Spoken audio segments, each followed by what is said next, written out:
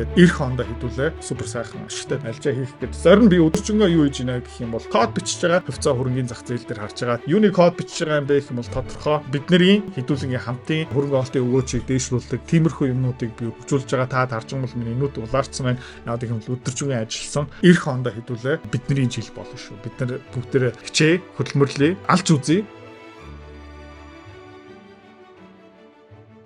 Энэ хөрөнгө оологч нараа за хөрөнгөний зах зээл дээр нэг сонирхолтой баг нэг зөрчлөөнтэй юм харагдаад эхэлж байна. За ханаас нэг ярьж эхлэх юм бэ гэх юм бол Nasdaq-аас за Nasdaq дээр юу харагдаж байгаа юм бэ гэх юм бол өмнө нь бол ийм мегафон структуртэй юм байсан. Одоо ер нь бол хүмүүсийн эмоц илүү хүчтэй болж байгаа гэсэн үг. Өсөхдөө хурц уснаа, унахтаа хурц унана. Тэгээд ер нь бол зарчмын хувьд бол яадаг юм бэ гэх юм бол энэ formation нэг бол breakout тэгээд энэ мегафон структурыг зүгээр хүчингүй болгоно. Нэг бол breakdown. Тэгээ одоо та харж байгаа юм бол дээшээ доошоо энэ эмоцийн одоо хязгаарын дундуур ингээ явж байна. Тэгээд юу болсон бэ гэх юм бол энэгээр ингээ дээшээ ерөөсөө өсөж яваагүй. Тэгээ энэгээр яасан бэ гэх юм бол тэ эндээ ерөөхдөө нэг high хийсэн энэ pivot low-ноос.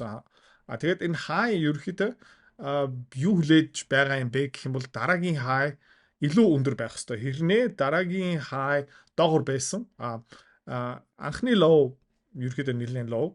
Дараагийн low илүү өндөр. Одоо илүү high, илүү эрүүл гэх юм уу та. Тэгснэ энэ follow up high жоохон сул. Тийм учраас хэдүүлээ энэ дээр айгүй боломжтой байх ёстой. Технологийн салбарын хувьцаанууд энэ QQQ Nasdaq ерөөхдөө бараг тэрчтэй технологийн компанитай байгаа болохоор жоохон боломжтой байх ёстой. Гэхдээ нэг сонирхолтой юм. Цаагуур Америкт байгаа хүмүүсээс хамт хөрөнгө оолт хийдэг хүрээл дотроос Америкийн технологийн салбар дотор маш идэвхтэй байгаа хүмүүсээс би юу сонсч байна гэх юм бол хиймэл оюун ухааны хэрэглээ бүр тесэрч байгаа. Окей. Google Anti-Gravity, Cloud тэгээд энэ open source модельүүд тэгээ манай компани дотор ч гэсэн одоо баг бүх ажилтан ер нь бол хиймэл ойхоо ашиглаж байгаа. Би өөрөө баг нэг супер компьютер мэтийн юм одоо энд өгсөрч байгаа. Ямар юу юм бэ гэх юм бол за яг супер компьютер гэж хэлэх нь юу юм 2 Mac Studio 512 GB RAM-тэй хоёулыг нь хослуулад тэгээ тэн дээрээ ерөөхдөө inference compute хиймэл ойхоныг ажилуулж одоо захиалсан байгаа. Тэгээд эргэн тойрон одоо миний найз нөхдүүд бас яг адилхан тиймэрхүү юм хийж байгаа. Тэгээд тэр юу гэсэн үг юм бэ гэх юм бол магадгүй тийм ээ хүмүүс ингээ яриад байгаа. Хиймэл ойхон бабу гэх мэтчлэн би л үгүй гэж бодож байгаа. Тийм учраас тэрэн дээрээ бас боломжтой байх хэвээр саяны QQQ-гийн хэлсэн юм fake out байх магадлалтай. Тэгээд энэ Nvidia дотор юу үүсэт байна гэх юм бол sideways consolidation үүсч магадгүй. За тийм учраас ер нь бол Twitter дээр би юу хийж байгаа юм бэ гэх юм бол тэр хиймэл ойхоны сектор дээр үйл ажиллагаа ажиллаж байгаа бүтээгдэхүүн хөгжүүлж байгаа хүмүүсийг илүү их дагаад эхэлж байгаа. Тэгээд тэнд юу болж байна гэх юм бол хүмүүсийн хэрэглээ өсөд явж байгаа. Би жишээлбэл компани дотор 8 ажилтнанд Cloud Code-ийн Max subscription аваад өгсөн. Тэгээд тэр юу гэсэн юм бэ гэх юм бол хувьцааны арилжаа хөрөнгө оолт мөнгөөр мөнгө олох амар сонирхолтой байгаа ч тийм. Гэхдээ амар хэцүү. Хэвч хүмүүс нь ерөөсөж чаддгүй. Ягаад чаддгүй юм бэ гэх юм бол ментор багш байхгүй. Community байхгүй. Одоо сайн сонсоорой. Тийм. Би school community нээсэн. Тэн дээр юу зааж байгаа юм бэ гэх юм бол энэ толгоонд байгаа хөрөнгө оолтын бүх чадвараар чамтай хуваалцаж байгаа. Тэрнээс гадна би ямар хувьцаа хизээ ямар ханшаар хэдэн хуваар авч байгаа юм бэ тэн дээр ил тавигдсан байгаа. Чи нөгөө дүр аж бол. За. Манай community-д нэгдсэн хүмүүс одоо 1 сарын байдлаар $-оор тийм ойролцоо 50-60% өгөөж аль хэдийн авцсан байна. За чи миний энэ чадварыг сурмаар байгаа юм бол энэ видеоны эцэст тийм манаар автна чам дэлгэн мэдээлэл өгнө. Тэгээд school community дотор уулзъя. Би жишээлбэл компани дотор 8 ажилтнанд тийм Cloud Code-ийн Max subscription аваад өгсөн. Тэгээд тэр юу гэсэн юм бэ гэх юм бол сар болгон миний компани $800 шивтгэл Cloud Code-д шилжүүлж байгаа гэсэн үг байхгүй юу? За тэгээ миний компани тэгж байгаа юм бол тэгээ үнцэнтэй юм бол заавчгүй авах хэвээр баг 8 9 10 ажилтнаа зэрэг авах хэвээр гэж үзэж байгаа юм бол цаагаараа бас өөр компаниуд байгаах. Тэгээд нэмээд тэрнээс үүсэж байгаа юм бэ гэх юм бол одоо энэ compute супер компьютер Nvidia AMD-гийн чипийн хэрэгцээ эрэлт үүсэж байгаа гэсэн үг. Тэрэн дээрээ ерөөд анхаарах хэрэгтэй. Би юу гэж бодож байна гэх юм бол өмнө бол интернет бабл болж исэн 1999 он 2000 он жоохон төрүүлээд явсан. Тэ?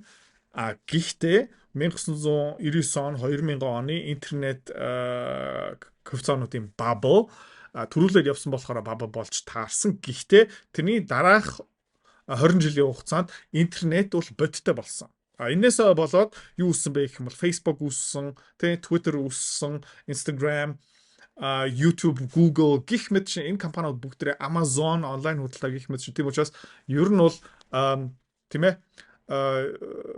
интернет бол bubble бол биш ээ тийм ээ. За окей. Тийм учраас Nvidia дээрээ хідүүлээ бас илүү анхаарах ёстой. Би энэ бол миний radar дээр одоо буцаагаад ороод ирсэн. Нэмээд бас AMD ягаад гэх юм бол AMD-гийн чипүүд нь ер нь бол нөгөө модель трейнинг хийдэг. Яг нь би бас та сонирх юм бол комент доор ингээ үлдээч ярээ. School community дотор ерөөдөө химэл ухаанаа яаж хэрэглэдэг юм бэ? Тэгээд химэл ухааны моделийг бүр хэрхэн трейн хийдэг юм бэ? Ерөөдөө тэрийг ер нь бол өнгөрсөн 3-4 сарын хугацаанд сурцсан. Энэ дээрээ бас нэмэлт бичлэг оруулж болно. Ер нь бол онлайнаар яаж супер компьютер түрээсэлдгийг би жишээлбэл 8 ширхэг B200 Blackwell Nvidia-гийн чипийг түрээслээд тэн дээрээ би өөрийнхөө нэг 400 billion параметртай моделийг ингээд трейн хийгээд үтсэн айгу сонирхолтой юм билээ. Тэрийг би бас таатай хуваалцаж болно. За, тийм учраас энэ хувьцаанууд дээр жоохон анхаарах ёстой гэж хэлж байгаа шүү. Гэхдээ энэ хугацаанд ер нь бол энэ хэрэглээ нь өсөө яваад за тэгээд Nvidia AMD гэх мэт чип үйлдвэрлэгчийн эрэлт нь үүсээд тэгээ хажуугаар нь эдний хувьцаануудын ханшин унаад байгаад байгаа юм бол энэ бас хөрөнгө оруулалт хийх боломж гэсэн үг. Гэхдээ боломжтой байх ёстой техник шинжилгээгээр хийгээд тэгээ зөв тайминга мэдээж олох ёстой. Окей. За буцаад ерөнхий зах зээл орцгоо. Dow Jones-ыг хараад үзэх юм бол өмнө бас ярьжсэн энэ QQQ S&P 500-аас арай өөр хөдөлж эхэлж байгаа шүү. Тэгээ ингээ хараад үзэх юм бол энд нэг line байна. Тэгээд нөгөө line бол энэ байна. Тэгээд ер нь бол нэг channel дотор ингээ явж байгаа. Хүмүүс юу ярьж байна гэх юм бол энэ нэг мегафон хэлбэрээр явж байгаа. Янз бүрийн одоо техник шинжээчнэрээс сонсон одоо мегафоноор явж байгаа. Миний тэр бол үгүй энэ ерөөд айгу цэгцтэй channel дотор явж байгаа. За тэгээд энэ channel-ын ёроолтой хүрэх магадлал байна уу? Мэдээж магадлал байна. Гэхдээ Nasdaq, S&P, Dow Jones гэж үзэх юм бол Dow Jones хамгийн эрүүл харагдаж байгаа. Тэгээ өмнө бас өнөө хэлж ирсэн. Яагаад тийм юм бэ гэх юм бол олон улсын мөнгө Америк руу урсж байгаа. За S&P 500 харах юм бол яг Nasdaq-аас илүү сайн, Dow Jones-аас илүү жоохон мяа. Гэхдээ шинэ all time high өчигдөр өчигдөр биш ээ 26-нд хийж чадсан. Тэрнээс хойш ерөөдөө жоохон явж байгаа.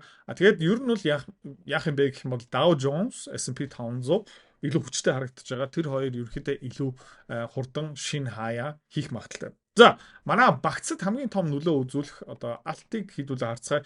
Юу болсон бэ гэх юм бол арилжааны одоо нөгөө Comex гэх мэтчлэн одоо нөгөө алт мөнгийг арилжаалдаг платформуд юу хийсэн бэ гэх юм бол энэ үн ханшны хэлбэлцэл маш хурц байгаа учраас эрсдэл үүсгэж байгаа учраас юу хийсэн бэ гэх юм бол нөгөө margin requirement маржны шаардлагыг дээшлүүлсэн. За тэр юу гэсэн юм бэ гэх юм бол алт мөнгийг арилжаалдаг хүмүүс хөшүүрийг ашигладаг. Тэгээд яа гэм бэ гэх юм бол нэг $100,000 хийх тусам $500,000, $600,000, $700,000 үнцэнтэй алтыг ингээ арилжаалдаг. Гэхдээ тэр арилжаа хийдэг хүмүүс буюу тэр биржид юу эрсдэл болдго юм бэ гэх юм бол иймэрхүү өдрүүд те бам навс унцдаг. Тэгснэ stop loss тавьсан ч stop loss хэрэгжүүлэхийн тулд тэр алтыг худалдаж авах хүн байх хэрэгтэй байхгүй юу? Тэ. Гэхдээ тэр алтыг худалдаж авах хүн байхгүй бол олдохгүй бол зүгээр чулуу шиг нэг доошо унцдаг. Stop loss нь байхгүй учраас алдгалын нөгөө арилжаа хийж байгаа хүн тэр чигтээ ингээ амсна. Тэгээд жишээлбэл 10 дахин хөшүүрэг ашиглаад алтны үн ханш жишээлбэл 10%-аар унчих юм бол тэр хүний мөнгө тэр чигтээ байхгүй болно. За 12%-аар унчих юм бол тэр хүний данс нь бүр хоос орчин хасахтаа орно. Тэгэхээр тэр алдыг буцаагаад авахын тулд айгүй хэцүү яагаад гэх юм бол тэр хүний данс нь хоосон учраас. Тэгээд нөгөө биерж юм уу арилжааны тэр биерж юу гэдэг юм бэ гэх юм бол нөгөө хүмүүстэй шүүхтэлцдэг. Тэр эрсдлээс өөрийнхөө хамгаалахын тулд одоо тэр маржны шаардлагууд ингээд дээшлүүлсэн байгаа. Тэгээд тэр маржин шаардлага дээшлүүлсэн учраас өндөр хөшүүрэгтэй арилжаа хийж байгаа хүмүүс илүү их мөнгө нэгдүгээрт нэмж хийх ёстой. Эсвэл одоо байгаа арилжаагаа жоохон багасгах хэрэгтэй. За тэгээ багасгах нь юу гэсэн үг юм бэ гэх юм бол зарна гэсэн үг. Тэгээд сая margin requirement-уудыг ингээд дээшлүүлснээс болоод ер нь бол мөнгөний ханш навс унсан. Тэгээ бас алтны ханш араас нь унж явж байгаа. За тэгээ алтыг хараад үзэх юм бол энэ өсөлтийн чартаараа хэвээрээ явж байгаа. Яг ингээ харах юм бол айгүй сонирхолтой энэ triangle wedge байсан. Тэгээ айгүй сонирхолтой. Тэгээ би хаяа энэ техник шинжилгээ ингээ хараад би өөрөө гайхдаг. Юунд гайхдаг юм бэ гэх юм бол ямар цэгцтэй явдаг юм бэ? Ямар геометрикаар явдаг юм бэ? Одоо жишээлбэл ингээ хараад эндээ тулж гин, тэ? Эндээ хараад эндээ доошоо ингээ тулж гин, ойж гин, дахиад явж гин, дахиад ойж гин. За тэгснэ ингээд breakout хийгээд энэ бол нөгөө fake out болсон гэсэн үг. Окей? Тэгээ буцаагаад яг энэ wedge руугаа орж ийн. За тэгээ одоо яах магадaltaй юм бэ гэх юм бол downside fake out хийх магадaltaй одоо 4000 хэдэн зуул унах магадлал бол байгаа. Тэгээд хэдүүлээ ингээ харчээ доошо унаад тий fake out хийх юм бол хаа хүртэл унах магадaltaй юм бэ гэх юм бол support level-ууд нь энэ байна. Тий одоо эхний support ойролцоогоо 4250 орчим доллар дээр байгаа. Дараагийн хүчтэй support бол энэ 4000 доллар дээр байгаа. Тэгээд дараагийн хүчтэй support юу юм бэ гэх юм бол 3880 дээр явна. Тэгээд энэний дээгүүрд ерөөхдөө хэдүүлээ Fibonacci extension-ыг зураад үзчих юм бол за тэгээд хэдүүлээ ингээд харцгаа энээсээ үзээд up cycle ер нь бол дараагийн target юу байх магадaltaй юм бэ гэх юм бол тий Fibonacci-гийн 4680 юм байна. Гэхдээ эхлээд fake out ирэх магадлал бол байгаа. За тэгээд тэг мөнгийг ярьчих түрүүн ярьжсэн тий. Одоо margin requirement-ыг өсгөчлөө. Тэгээд энэ solid candle. Энэ бол crazy candle тий. Та ингэ харж байгаа юм бол 3 өдөр дараалалаа нэг mega candle дээшээ, mega candle доошоо, тэгээд нэг recovery candle миний таамаг юу юм бэ гэх юм бол мөнгө бол ингээ доошоо явна. Тэгэхээр 50 day moving average дээр ирэх магадлал бол маш өндөртэй. Тэгээд энэ cycle дуусна уу үгүй юу гэх юм бол хэдүүлээ одоо харах ёстой. Яг вэ гэх юм бол хэвдүүлээ энэ Fibonacci-гийн циклийг ингээд хараад үзэх юм бол тэ сонирхолтой яг 1.6-таа хүрсэн. За 1.6 хүрнэ гэдэг чинь ерөөхдөө айгүй хүчтэй гэсэн үг. Нилээ их хүмүүсийн эмоц одоо дууссан гэсэн үг. Авах хүмүүс баг бүгдээрээ автсан. Тэгээд дараагийн авах хүмүүс нь олдох нь үгүй юу. Тэгээд тэрнээс хамаараад дараагийн цикл high болно эсвэл low болно. Миний таамаг юу юм бэ гэх юм бол одоо ойролцоо нэг 60-60-аас 70% ерөөхдөө унах нь тодорхой. Тэгээд энэ топ нь мөн байсан үгүй юу гэх юм бол мөн байх магадлал бол маш өнөртэй. Тийм учраас хэдүүлээ curve mining гэх мэт чинь компаниуд дээрээ ерөөхдөө stop loss-о тавьсан. За өөр сонирхолтой юм юу юм бэ гэх юм бол VIX бол нам. Окей. VIX бол нам. Одоо энэ хэлбэлцсний индекс ер нь бол энэ bullish гэсэн үг шүү заяа. Тэ ямар нэг байдлаар ингэ солиод ингэ дээшээ доошоо явахгүй байна. Хүмүүсийн эмоц ерөнхийдөө зах зээлийн volatility хэлбэлцэл ерөнхийдөө даруухан байгаа гэсэн үг. Окей. За тэгээд хэдүүлээ Tesla-г харцгаая. Ер нь бол саяхан хаана очсон бэ гэх юм бол энэ одоо ер нь бол нэг том supporter ирсэн байгаа. За хэдүүлээ энэ Fibonacci зураад үзчихье. За энэ яг cup за 6 нэг юун дээр ирсэн байна. Тэгээд одоо ер нь бол энэ resistance болж таарлаа. Шинэ all time high $500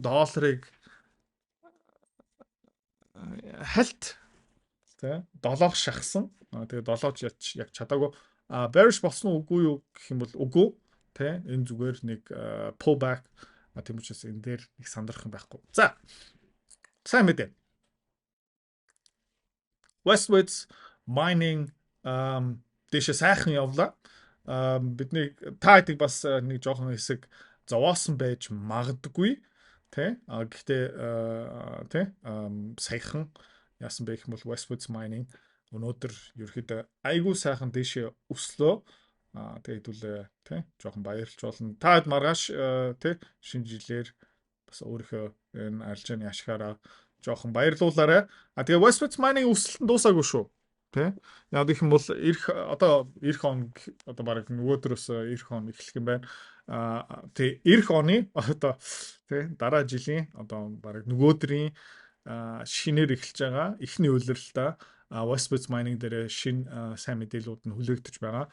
Тэгэх юм бол ерөөхдөө өөрчлөлтөө дэше явах магадлал маш өндөртэй. Ер нь бол таргет юу юм бэ гэх юм бол ойролцоо за 0.618-ыг хүрсэн гэж үзэх юм бол одоо жоохон retraction яваад тэгээ миний таамаг юу юм бэ гэх юм бол энэ 90 хэдэн доллар руу явах магадлал бол маш өндөртэй. За манай EQR resource ерөөхдөө буцаагаад жоохон recovery хийж гин энийг хэдүүлээ болгоомжтой харцгаая.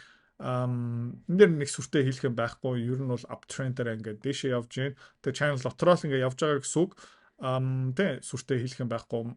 Mega Metals өнөөдөр чуд тийм ээ чуд жоохон доошо унсан буцаага recoveries нь $26. Энэ бас яг сайхан цэгцтэй явж байгаа энэ дэр энэд бол тий та харж байгаа бол channel-аараа л явж байгаа.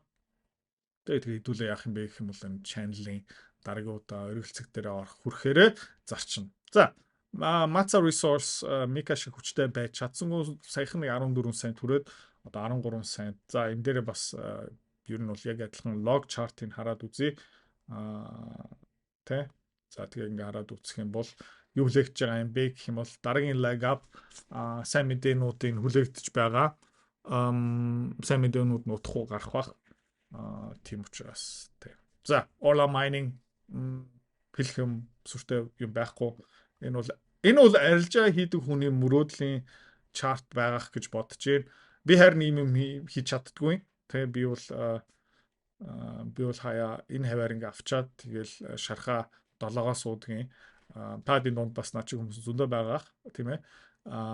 Тэгээд тэгтээ энийг нэг тайм хийж чаддаг хүн байгаа юм бол ер нь бол ингээ энийг ингээ харахаар өөрийнхөө ямар тэнийг юм бэ гэж боддог. Яагаад гэх юм бол ямар цэгцтэй чарт юм бэ те. Энэ үеэр long, энэ үеэр short.